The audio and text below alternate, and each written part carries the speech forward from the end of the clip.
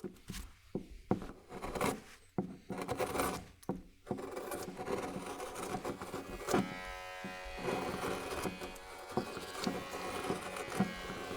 and welcome to the latest episode of Material Matters with me, Grant Gibson.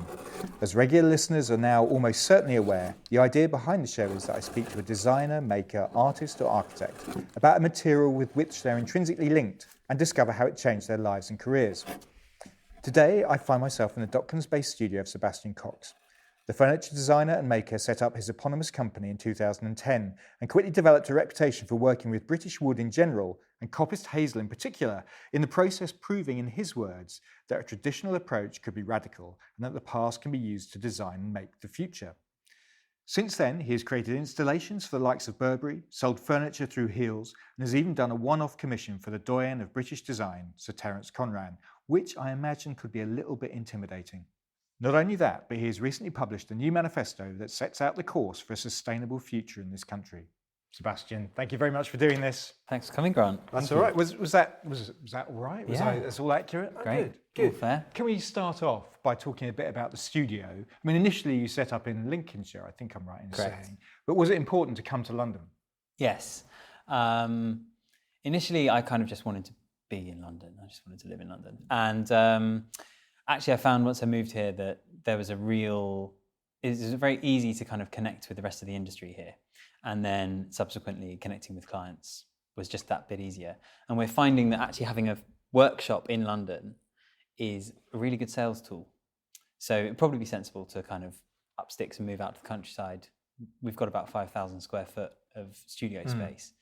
But actually, people come and visit us and they see the things being made, and all of that really counts for a lot. So it is worth being here, even financially. Because why this part of town? It is a very much an ungentrified part of London, one of the few, I would suggest. And you have the Thames barrier across the way, the big Tate and Lyle sugar factory over the water. Yep. What was it about this part of town? Well, I mean, I was coming from outside of London. I didn't have any connections here, didn't know anybody. So I was just looking on Google for workspaces. And I ended up in Southeast London for the workshop, and then subsequently found a house nearby. So it was very much led by the availability of space. But then I actually really fell in love with the area. I actually really like it around here. As you say, it's can be edgy in places, but you can still get a decent coffee and a nice meal. So yeah, it's largely, there are very few places that have 5,000 square foot studio spaces. I mean, can we talk a bit about the setup? Because it's like a workshop in 3 parts, right? Yeah.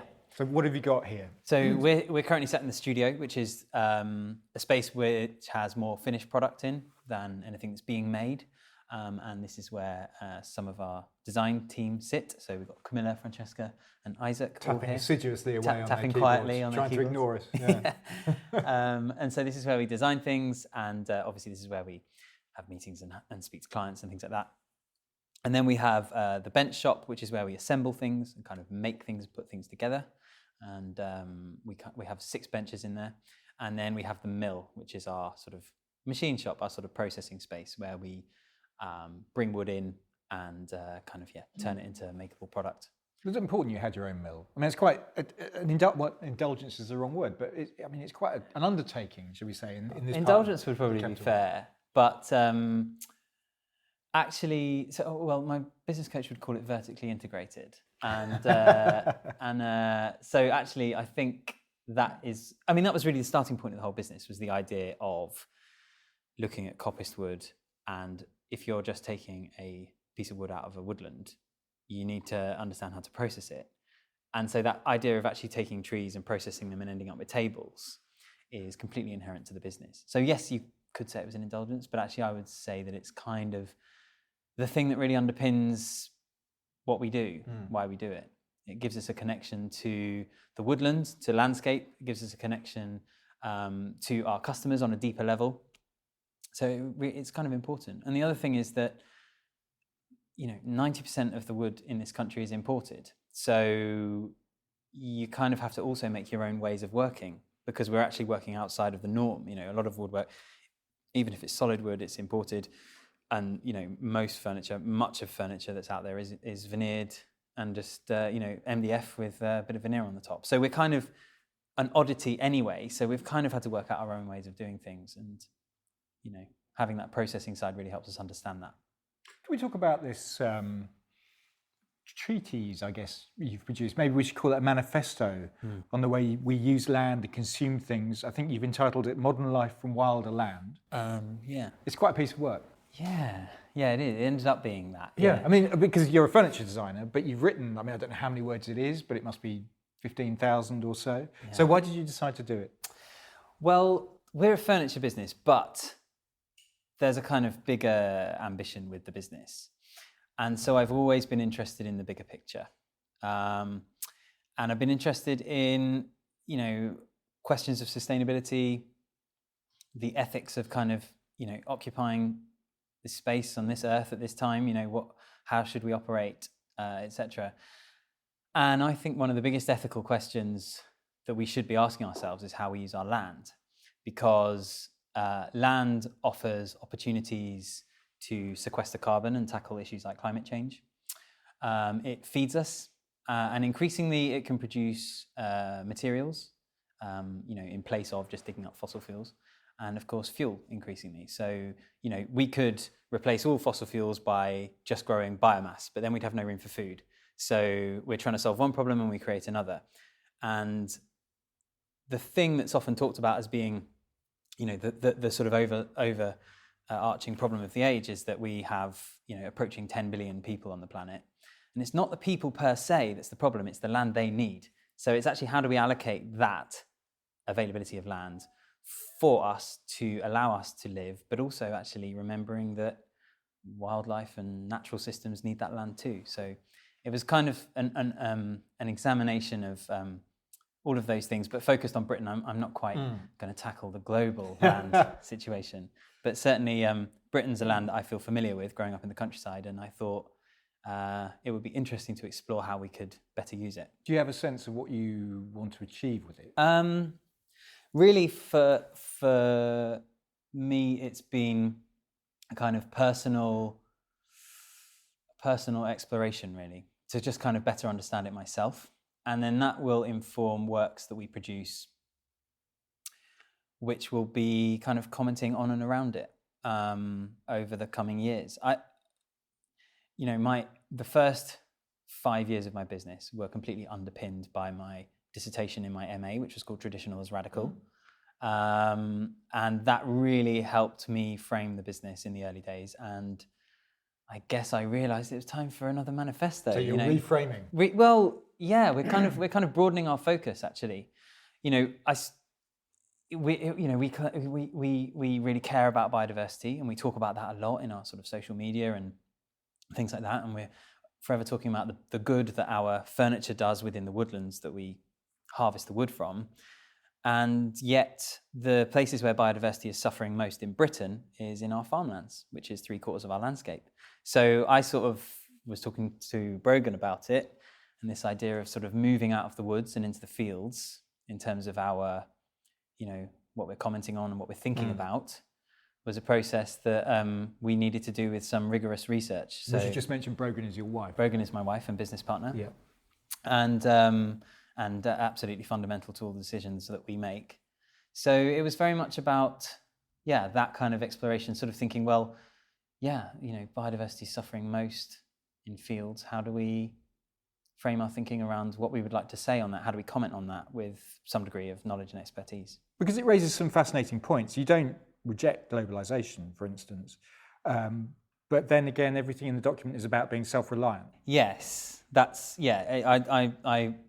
I sort of struggle to make it not kind of, particularly in a post-Brexit, environment. I tried to make it not too kind of flag waving, but that's been our business from the start. It's been about British wood, but not for patriotic, nationalistic reasons. It's just because it's about looking at what we have here, taking responsibility for our own garden, and then, and it is a garden, and then kind of that can then be applied to the rest of the world. I think Britain's a really interesting landscape to look at because it's kind of been messed around with so much. We've long forgotten the deep damage we did, or our ancestors did, in terms of deforesting it to plough it all, and we are in the sort of top quartile of most densely populated countries in the world.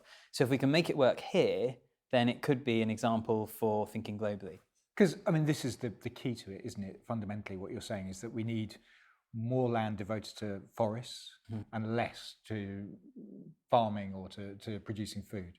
Yes. So the main starting point of the manifesto is that we need to reduce the land that's dedicated to the production of meat, which is quite, an interesting and timely thing. And that actually was provoked by a lot of conversations around veganism and vegetarianism. And but you still admit that people should, or not should, but can. In your world, they are still eating meat, just less, right? Absolutely. So this is all part of the learning process for me. Was the initial thing was like, well, let's get rid of meat. And then I was sort of exploring, why wouldn't you get rid of meat? And the first answer to that is nutrition. We need to have a nutrient cycle. And animals are an excellent way of extracting calories from land that is recovering between crops. So you can't just grow wheat in a field without artificial fertilizers. And we were trying to do this whole thing organically and in a way that works with nature.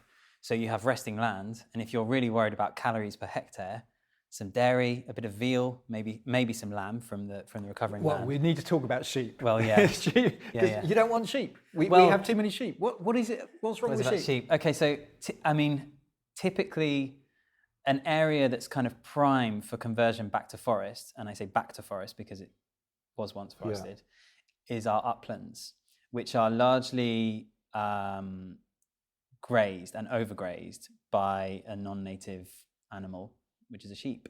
It came with the Romans. Came with the Romans from Mesopotamia. And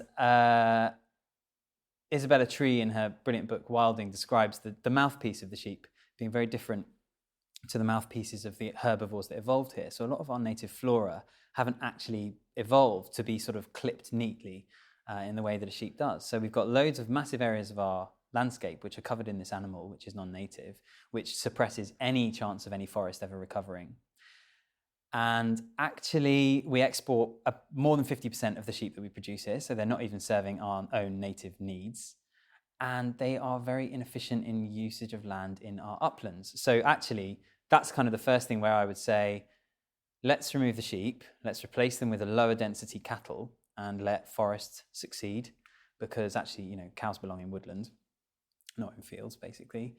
And so that's it's a kind of a replacement of the right animal in the right place and fewer of them. So what about wool? Because in your world, we're going to be wearing hemp and flax. Yes. So there would be a preference in my proposal for moving to bast-based fibre. So yeah, exactly, hemp, flax, which per hectare of land produce fibre much more efficiently. And yeah, I don't really leave much room for wool, unfortunately. It is one of the things that, when you're looking at the hectares of land that we've got and how we're going to divide it up, you do have to be quite brutal. And we've had, I sound like a conservative chancellor or something, but we have had to make some tough decisions. And unfortunately, wool and sheep have been one of the things that have gone. We do include sheep in our temporary pasture. So like when a field is recovering between crops, that is a time where you can graze it with some sheep. But actually, I've also expressed a preference for dairy there, because that's a field that's going to be planted with herbal lays, and then so a mixed planted grassland, effectively like a meadow, and then that would then be ploughed a few years later and turned back into arable. I mean, we're looking at an environment that's going to be far wilder. We're going to have boars running around, wild boar, for instance. Yep. Yes, there's a very interesting sort of conflict in the idea, because Britain is such a cultured landscape.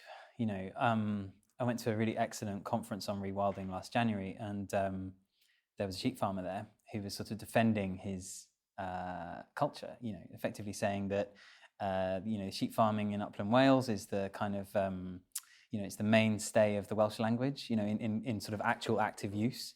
So there are all these sort of conflicting issues in terms of the way that we have cultivated and cultured our whole landscape. But I think we've over-gardened. I think we've overdone it. It's evident that that's the case. We are too tidy. We are too driven by the idea of neatness. Well, it's interesting, because there's a quote that I liked in the document that says the idea of a tidy countryside is damaging. Yeah. And does that translate into your work as well? I mean, some of it it isn't all perfect. Yeah, absolutely. It does. Yeah, definitely. I mean, the knot in this table is something which would be not considered prime material. But that's kind of where trees contain knots, and that's kind of what we say to our customers, and we invite our customers to accept that. And that might limit our customer pool, but so be it. We have plenty of people who get that, understand that, appreciate that, and buy it from us. And I think when we're talking about the natural world, actually it's only an aesthetic preference to have neatly mown verges or harshly clipped hedges. All of those things they're literally only visual. There isn't really any reason. All right, maybe you could say driver safety on some corner, but I think we just need to re-educate ourselves about how things once did look, and kind of reset and reframe that. I think it's really important. And you're very much in favour of the population eating less, not going to the gym, which I thought was quite intriguing. Oh yeah.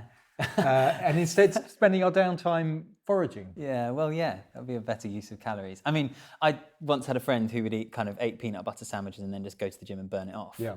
And when I started thinking about, so part of the model that we've done is to look at areas of land, what they're used for, what that particular crop would yield, and then the number of calories that you can get from the national ability to grow that.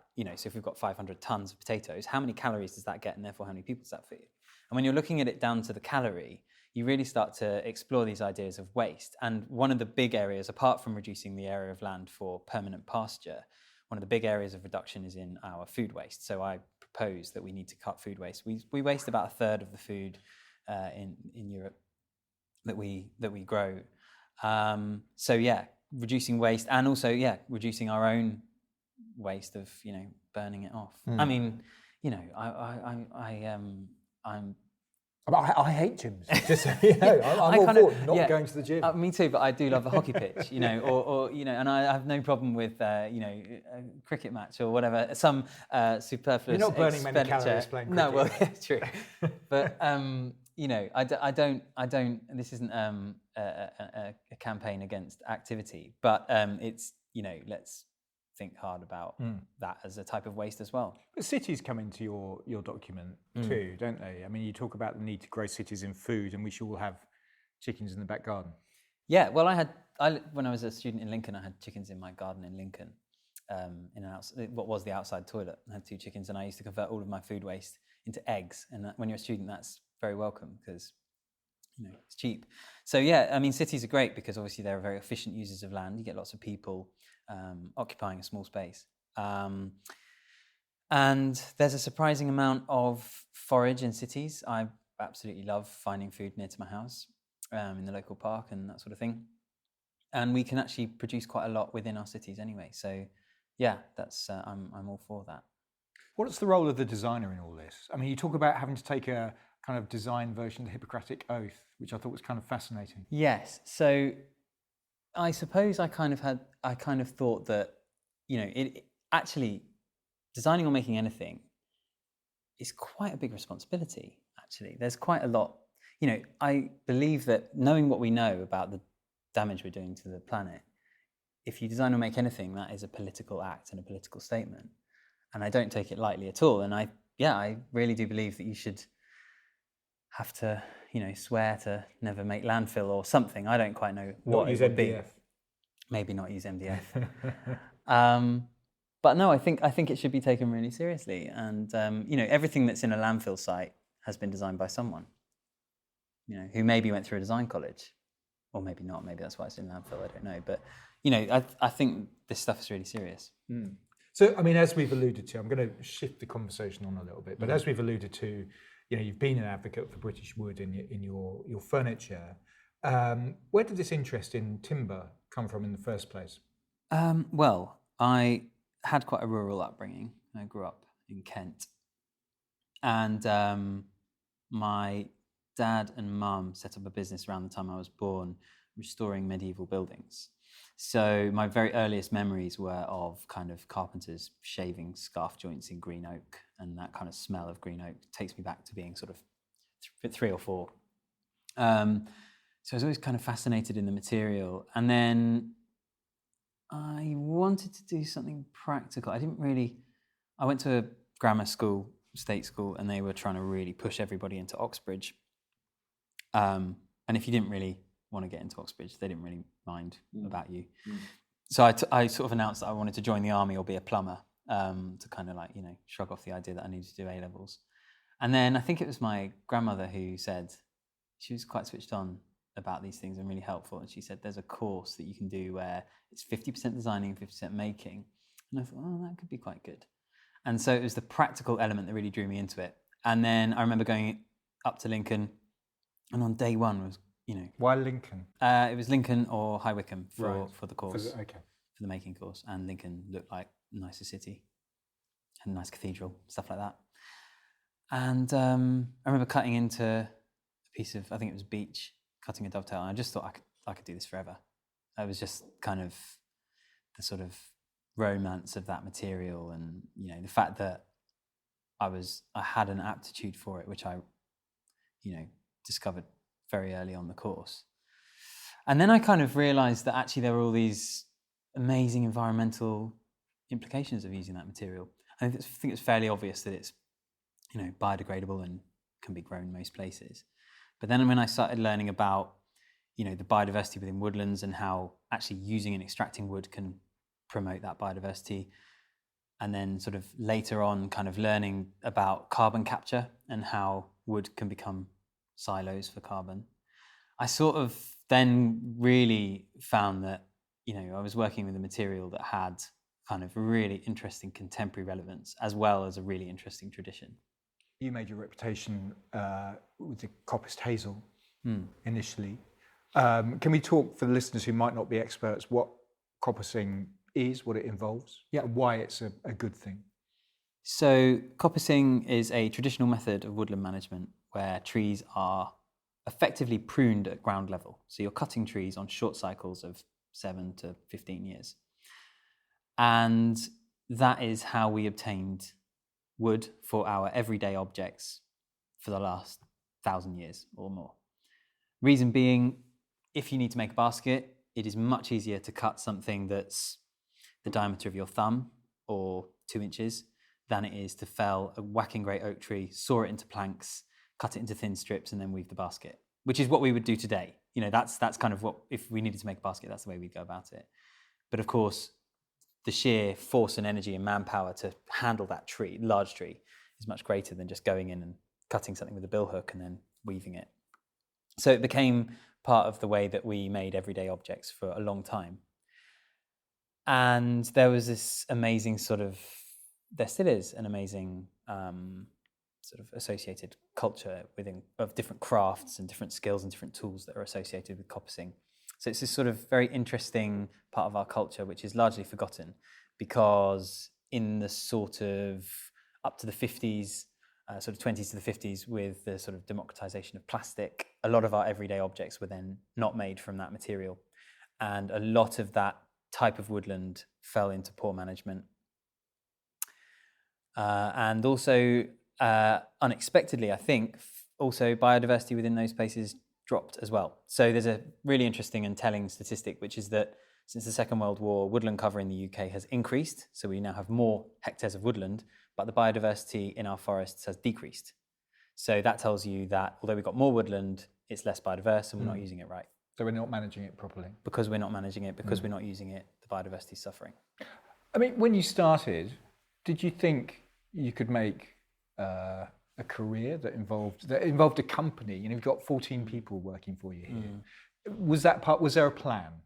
No, there wasn't. I think I wanted to have a business. Both my parents self-employed, and I didn't think I was going to be too employable working for other people. Why is that? I'm quite bossy. I'm quite single-minded. I really like working with people and collaborating, but I do have my own ways of doing things, and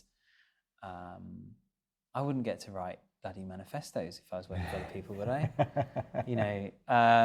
So yeah, I really wanted to make that work, but I didn't know whether that would be with a team or whether that'd just be me on my own. And I suppose I was sort of drawn down this route of heading towards more production stuff by the hazel, because what I found was a material that was available everywhere and was used by few people. And I thought, this is what's interesting about the idea is that it's a solution that's scalable. And that's always when solutions become exciting, when you're looking at a contemporary problem, is it's not just like a one-off thing that sort of tells a story or asks a difficult question, where actually it's an idea that's scalable, then that becomes really exciting. So it was never, in other words, it was never your intention to be a kind of lone craftsman sitting in a studio? Probably not. If I probably would be a product designer working with other manufacturers to manufacture the hazel or something like that. If we weren't doing it ourselves, because it lent itself to a design products kind of solution. So yeah, that's kind of how I ended up doing that. So as the business has grown, you've worked with an array of clients, from Burberry and selling pieces for heels, as we've discussed in the intro, made.com. You also created the desk for Sir Terence Conran for the wish list, which I think was at the V&A a couple of years ago. What was he like as a client? He was great, yeah. Extremely intimidating. He wasn't intimidating, but the idea of Terence was intimidating. Particularly, if I was a chef and Terence Conran wanted a meal, that's one thing. But actually, no, even not that. He's kind of a foodie, isn't he? No, he's not bad at food. Yeah. He does. Yeah. The restaurant revolution was at least in part down to him. Yeah, all right, different example. But it was the idea of actually designing a piece of furniture for him. And when I sat down for the first meeting with him, he had a pretty clear idea of what he wanted. But actually, I had a better idea. And I thought, so kind of delicately putting that. Because if you think you're strong-willed, do you want to check that out? You want to check that out, yeah. So within the desk, I hope Terence won't mind me saying this, but within the original design of the desk, which is sort of, the idea was that he could shut himself away and work privately and quietly. And he had this idea that he'd have these two towers of bookcases with a nickel-plated rail and a cotton curtain. And I thought that would look a little bit medical. So I came up with the idea of having these woven screens, and I'd soak the oak in his river and all this sort of stuff. And he loved it, which was great. But the idea of approaching him to suggest an improvement on his design was terrifying. I had to really steel myself. And Sean from Benchmark was very supportive in, telling me to go and tell him. So I did it. And it was more of a thing that I wanted to make as a result of doing that. And of course, as we've already mentioned, you were joined by Brogan, your wife, in 2017 at the company full-time. What difference did that make? Massive difference. So, Brogan and I met when I first moved to London. So when the business kind of first shifted down here, Brogan and I started dating, and immediately she had some pretty strong opinions on what I was doing wrong and all this sort of stuff. So Brogan's training and background is in marketing and fashion and brand management and that sort of world. So she would sort of look at my inbox and say, "Why haven't you applied to that journalist from Elle Decoration?" And I'd be like, "Oh, I'm busy making stuff. I haven't got time for that." And so inevitably she really helped from the off. But then joining full-time was just kind of the obvious thing to do. It was she had so many ideas of how to improve it and how to make it better, and had completely earned my trust in the sense that she had expertise in that, and I could see that it was always going to be better with her than without her. So she's designing furniture now. She's designing furniture now, and there's literally one being wrapped and sold as we speak. Camilla's wrapping it up. Those pieces sell at the moment better than anything I've designed. So yeah, that's got a sting, isn't it? No, it's great. It's really good. It's really good. But the colour, because I seem to recall, I can't remember where I read this, that you were disapproving of. Yeah, I was scared of it. It wasn't disapproving. I was scared of it. Oh, I suppose I was a little bit disapproving. So I sort of thought that the idea that you have colour trends and we make everything the same colour, and then that goes out of trend, and then that furniture is now not required, obviously is a problem. And so I thought it was very easy when I was sort of studying, doing my MA, trying to work everything out, that I just put that in a box and kind of say, well, colour's bad because, it can be short-termist and we'll leave that. But Brogan has an amazing, she's a brilliant, she's a good painter, and she's kind of brilliantly artistic, and has a kind of better understanding of that. So this won't go out of fashion? These are primary colours, prime colours. So maybe not. And I think there was a certain confidence that comes with using them. that I just didn't have, basically. I didn't know how I would possibly pick a colour. For me, everything's beige and brown. I mean, it's interesting because timber is not the only material that you work in. You've also been experimenting with mycelium, which is mushroom-based. Yes. How did that come about? So going back to my MA again, when I was looking for uses for coppiced wood, one of the ideas that I wanted to explore was effectively creating a kind of particle board from coppiced wood that, wasn't as malign as MDF. So you got lots of small fibre. How do we chip it up and then produce something that uses loads of it? And my tutor said, "You're doing an MA, not an MSc, Seb. Stop chipping wood up and go and design some furniture." So I did that. Probably really good advice.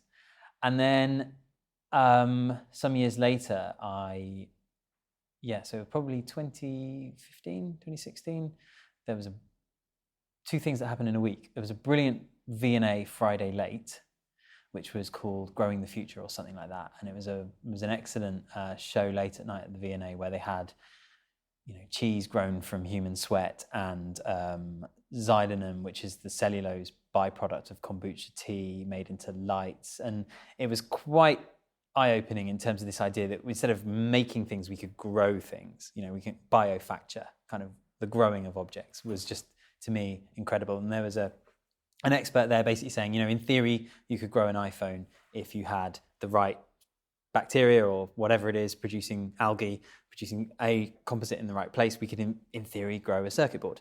So I was my mind was absolutely blown by that. And at the same time, on the same week, I was cutting hazel in the wood and I found two pieces of hazel that were fused together as I felled this tree. They were kind of two branches and they were stuck together. And I was like, my God, what is that? Is that the glue that I've been looking for my MDF for all these years? And turns out it was a fungus. So I got in touch with the British Mycological Society and they put me in touch with Ninella, who was my sort of collaborator on the project, who's a design researcher. At the time, she was doing a PhD at Kingston. Ninella Ivanova. Okay. And she's become a good friend, actually, and we've been working on it ever since. So it was sort of a quest to find the use for the wood. And what was fantastic about the whole project was that the least useful wood, the least useful timber type in our wood is goat willow, which has no structural integrity at all. And it's highly perishable, so it rots really quickly. And that makes it excellent for mycelium and wood composite because the mycelium can begin to get its strands into the wood as quickly as possible. So you actually get a really fast growth with those perishable woods. And that was, again, really exciting because we can now create a use for pretty much everything that we're cutting from our woodland. So you've kind of been developing products with this as light shades, which have this curious aesthetic. It's kind of vaguely alien totally aesthetic, alien. Kind of fascinatingly kind of tactile, sort of beautiful, but sort of repulsive at the same time.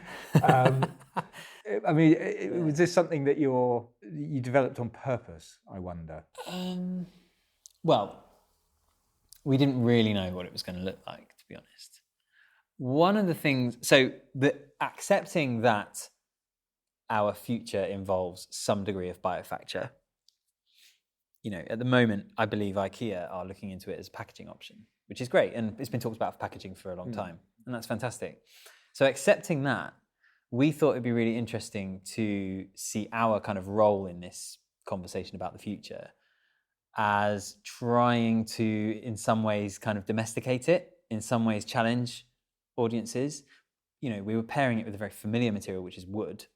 So there's the most familiar material and then the kind of the most alien material in one object. So we didn't really know what it looked like, but we sort of had the idea that we wanted to challenge people, but also have points about the designs that had a degree of familiarity. We're working with a bracket fungus, so it kind of has this two-tone colour. So it has these suede brown bits, and then it has this very white kind of underbelly. And that kind of gives it a very interesting, textural effect. And everyone is different as well. So the degree to which it goes brown during the growing process is we don't yet understand the process enough to control that. And I quite like that. I quite like that they're, when we're growing the lights, it's kind of out of our hands, and that's quite fun, letting go. I mean, it's quite interesting when you do research on you. William Morris's name comes up all the time. He's obviously here. I mean, he went out of fashion, William Morris, for many years. Yes, I think he did. But he's obviously a hero of yours. Yeah, he is. Yeah.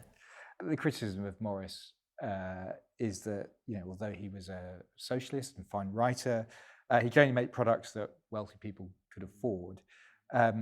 Is it important that your pieces are accessible? And how accessible are your pieces?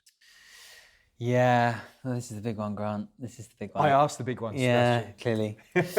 I was thinking we must be nearing the end. So I think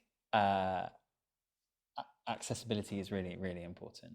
But that's the difficulty of craft, is that you're slowing things down, and when you slow things down, they get more expensive. So you can buy into everything we do for 28 quid for a candlestick, and then our prices go up to 25 grand plus for high-end commissions and bespoke things and things like that. So we have tried to have ranges that. So we have a range called Underwood, which is like our entry-level range.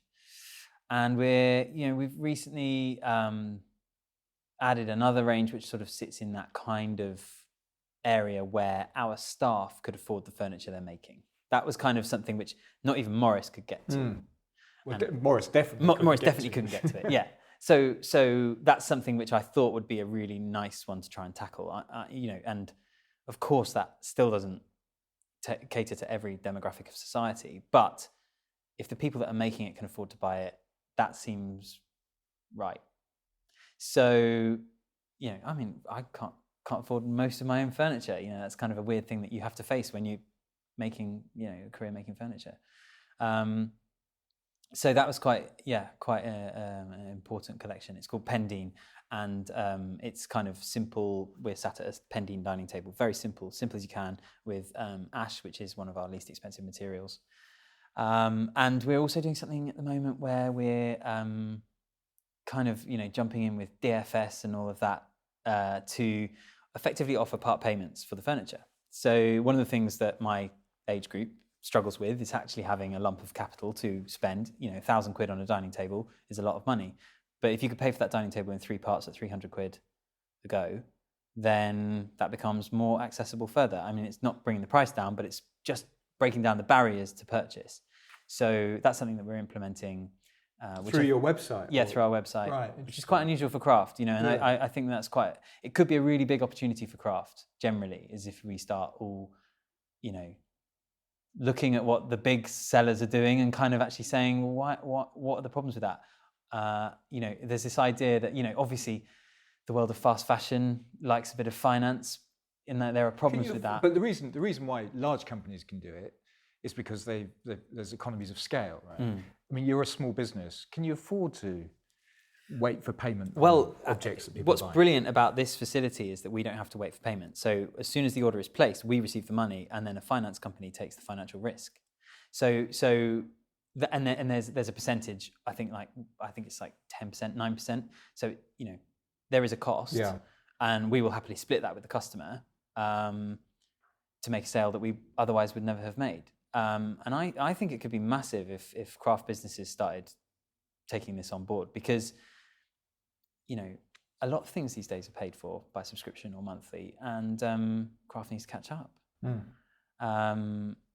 And we need to do everything we can to bring those barriers down. To your point about scalability, one of the things that I think is really interesting, and I think people are beginning to realizing with the internet, is that obviously if you're buying from a retailer or a big supermarket, whatever it is, you are buying through lots and lots of middlemen, and they are all taking their margin.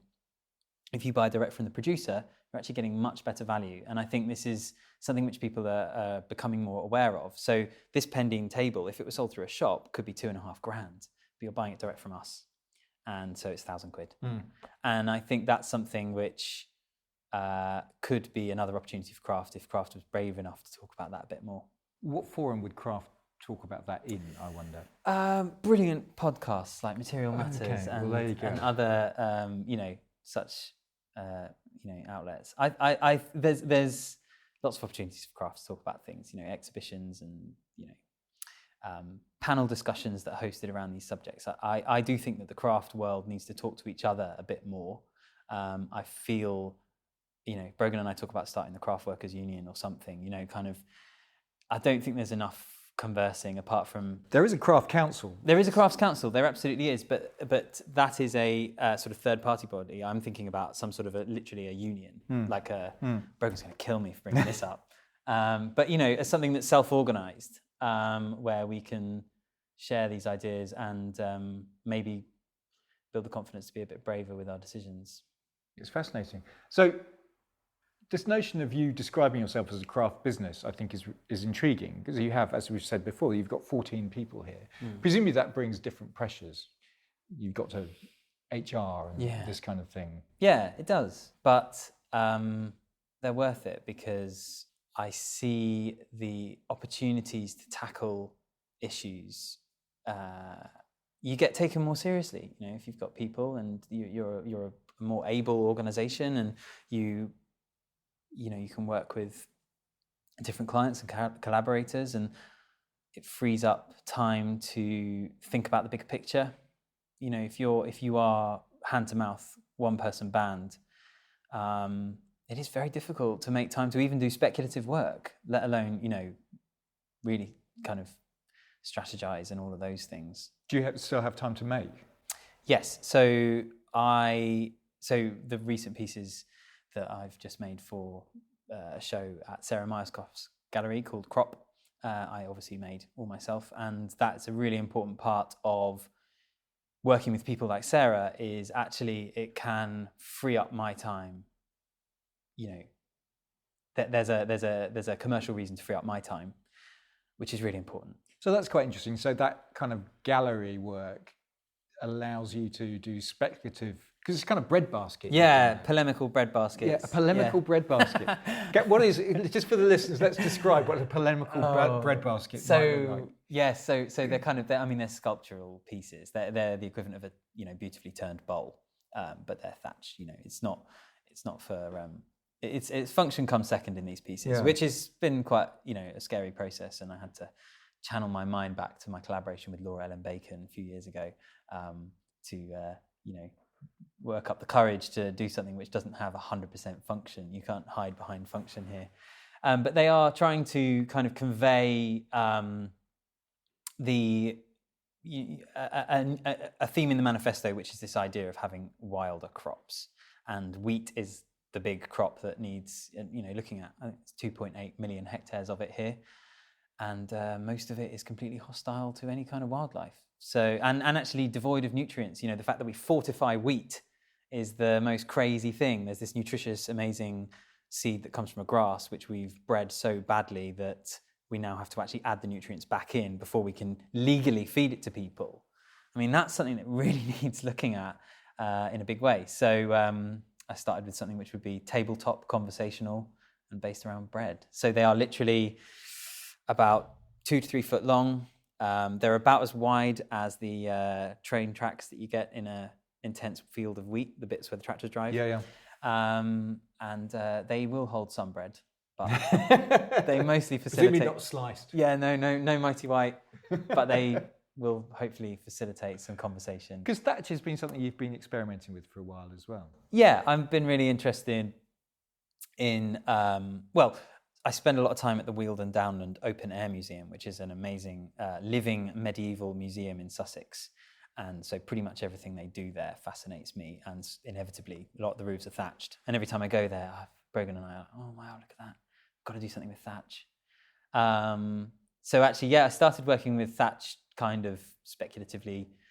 And then sort of realised that there wasn't really much meaning, and then sort of put it up on a shelf. And then when I wrote the manifesto, I was kind of realised that there was a piece in there somewhere about this idea of actually the thatch relating to the wheat itself. Because when you want to work with thatch, you think, I'm just going to get some wheat from that farmer. But no, it all gets smashed up in a combine. So even to get hold of thatching straw is quite difficult. Someone has to specifically grow thatching straw these days. There is no usable byproduct of our current wheat industry, apart from for animal bedding and things like that. So it's quite an interesting material and crop to look at. So you have a business, you have a new baby, you have Willow the dog. Yeah.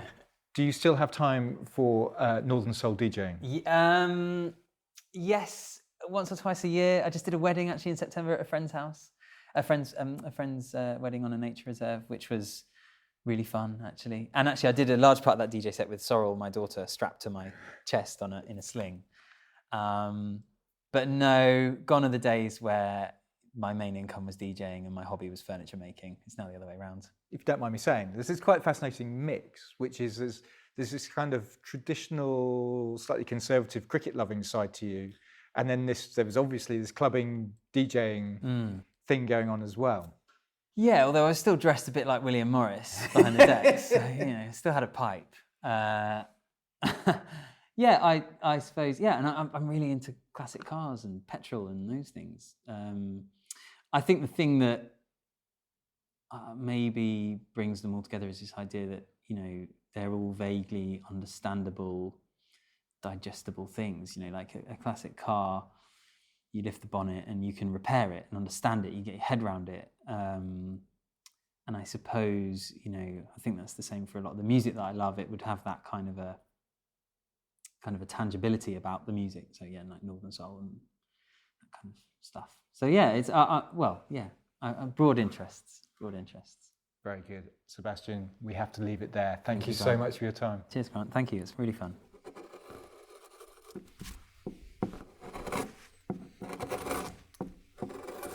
And to learn more about Sebastian's work, go to sebastiancox.co.uk.